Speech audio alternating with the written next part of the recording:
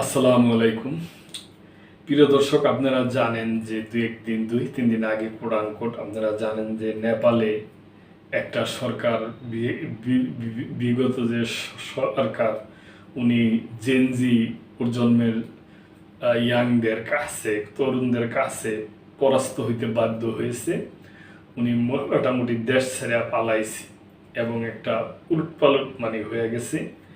তারপরে সেনাবাহিনী ক্ষমতা নেয় নাই আর কি, সেনাবাহিনীর পরিস্থিতিটা নিয়ন্ত্রণে ছিল সেনাবাহিনীর কাছে। ওই সেনাবাহিনীরা সবাই মিলেই একজন অন্তর্বর্তী প্রধানমন্ত্রী বানানো হয়েছে নেপালে। ওই ব্যাপারে নিউজ। নেপালের অন্তর্বর্তী প্রধানমন্ত্রী হলেন সুশীলা কার্কি। নেপালের সাবেক প্রধান বিচারপতি সুশীলা কার্কি শুক্রবার রাতে দেশটির অন্তর্বর্তী সরকারের প্রধানমন্ত্রী হিসাবে শপথ গ্রহণ করেছেন। এটা খুবই ভালো হয়েছে, কেন এটা অস্থিতিশীল অবস্থায় ছিল। প্রিয় দর্শক, আপনারা জানেন রাষ্ট্রপতি হিসাবে শপথ গ্রহণ করেছেন রাষ্ট্রপতি রামচন্দ্র পৌডেল শীতল নিবাসে তাকে শপথ গ্রহণ করিয়েছেন। কার্কির নিয়োগ নেপালের জন্য এক ঐতিহাসিক মুহূর্ত, কারণ তিনি দেশের প্রথম মহিলা অন্তর্বর্তী প্রধানমন্ত্রী হিসাবে দায়িত্ব গ্রহণ করলেন। রাষ্ট্রপতি পৌডেল তাকে সংবিধানের ধারা 61 অনুযায়ী প্রধানমন্ত্রী হিসাবে নিয়োগ করেছেন। তবে সাধারণত ধারা 76 অনুযায়ী দেশটিতে প্রধানমন্ত্রী নিয়োগ হয়ে থাকে, কিন্তু কার্কির নিয়োগ ধারা 61 অনুযায়ী হওয়ায় এটি সংবিধান ও রাজনৈতিক ক্ষেত্রে গুরুত্বপূর্ণ পরিবর্তনের ইঙ্গিত বহন করে। দেশটির সংবিধানের 61 ধারায় প্রধানমন্ত্রী বা অন্তর্বর্তী সরকার প্রধান নির্বাচন নিয়ে কিছু বলা হয়নি।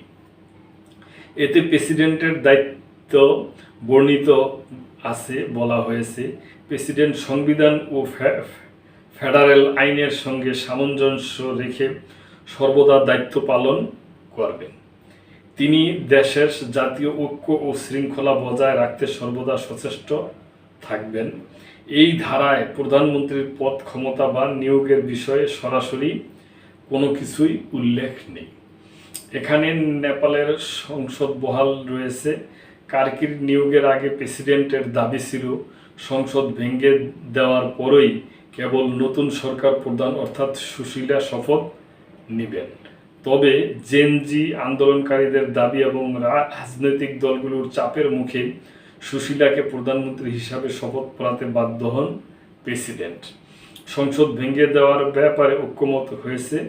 দেশটির অন্তর্বর্তী সরকারের আর কে থাকবেন তা এখনো জানা যায়নি।